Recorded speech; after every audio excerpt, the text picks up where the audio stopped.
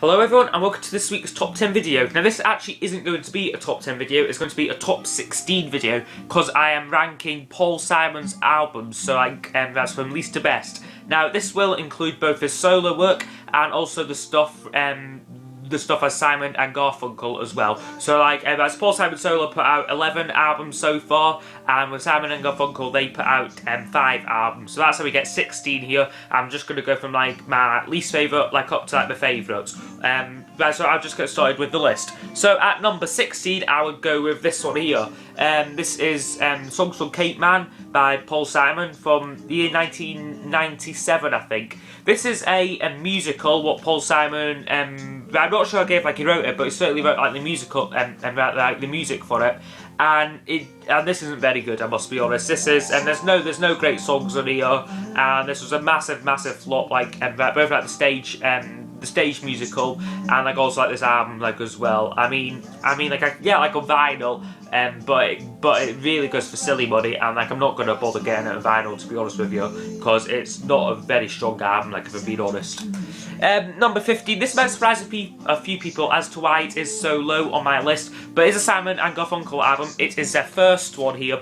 Wednesday morning, 3 AM. Still not got this on vinyl though, but I've seen it about a couple of times. I'm still to pick it up, but this was the debut album here. There's about two songs I really like on here, which is The Sounds of Silence, the early version of that song, and Wednesday morning 3 AM, which is another decent track.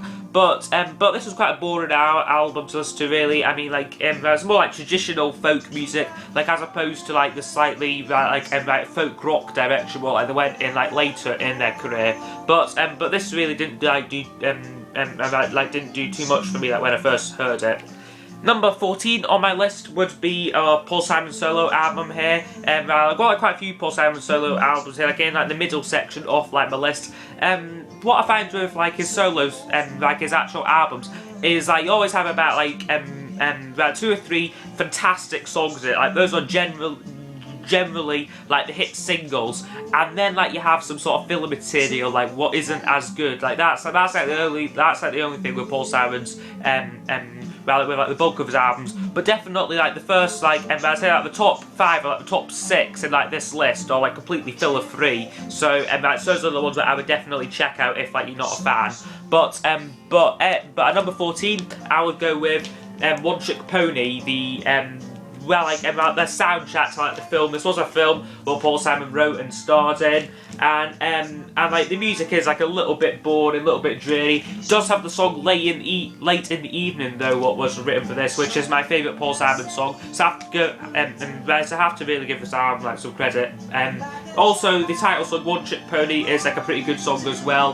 But I would say though the film One Trick Pony is a little bit better than McCartney's Give My Regards to Broad Street.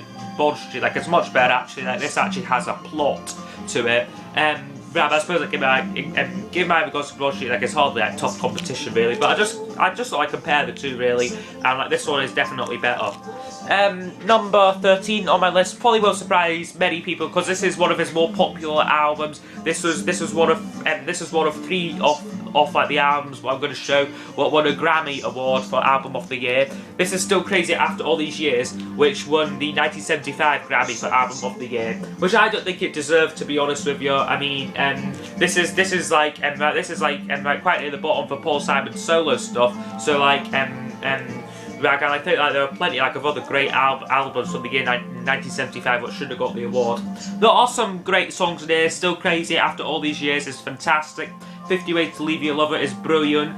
Gone at Last is a good track, what has grown on me as well. And we also have a reunion song with Garfunkel, My Little Town, which is a brilliant track as well. But apart from those 4, this really is kind of similar in styles to One Trick Pony, despite 5 years separating them. But he did take some time off. He released nothing in those 5 years, and his sound really didn't change that much, to be honest. But yeah, that's why I put this album here, number 13. Number 12, I would go with Youre The Ward here. I've still only got the CD. This is quite odd to get on vinyl, but this was okay when I heard it. Again, some filler and some really good tracks. Darling Lorraine is a great song, and Youre The Ward, the title song, is brilliant as well.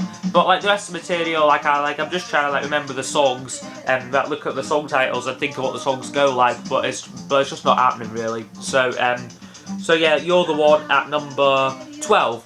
Number 11, I'm gonna go with his debut solo album, like his proper debut solo album, because the Paul Simon songbook won't be like isn't in like this ranking video.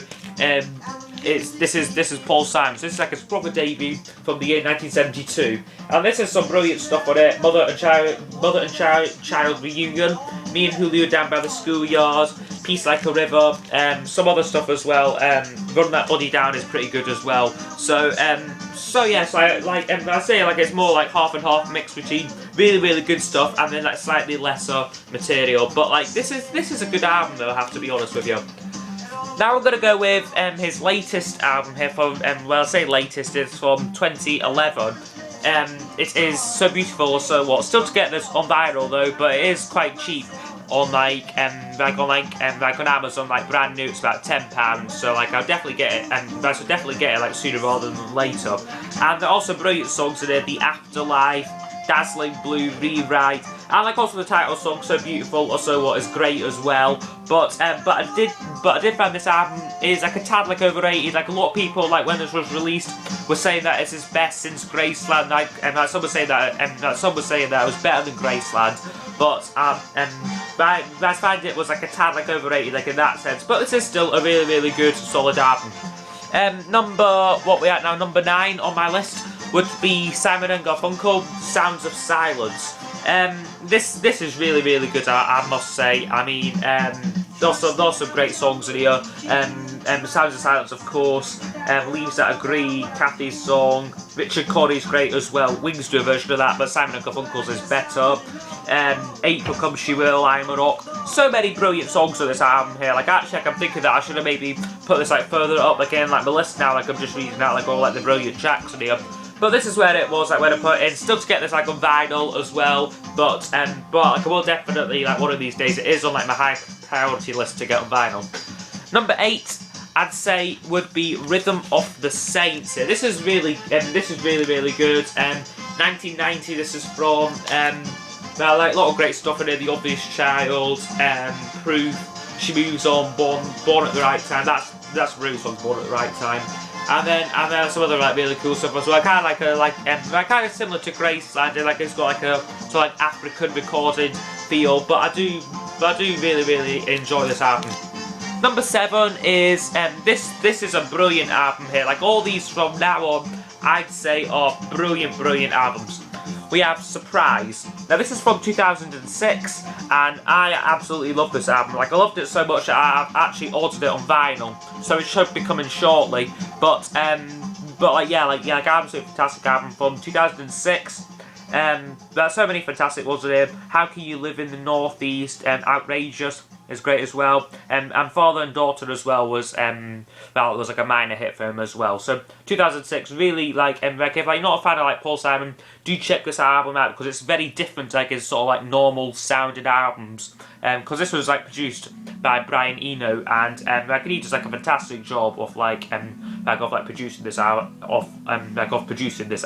So I really have to recommend this one.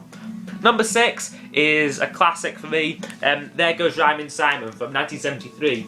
So many fantastic songs on here. I mean, Kodachrome, brilliant. Loves Me Like a Rock's great as well. Something So Right.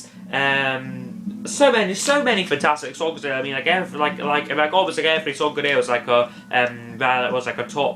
top 40 hit at least, like in like either Britain or like America, and really good stuff on here.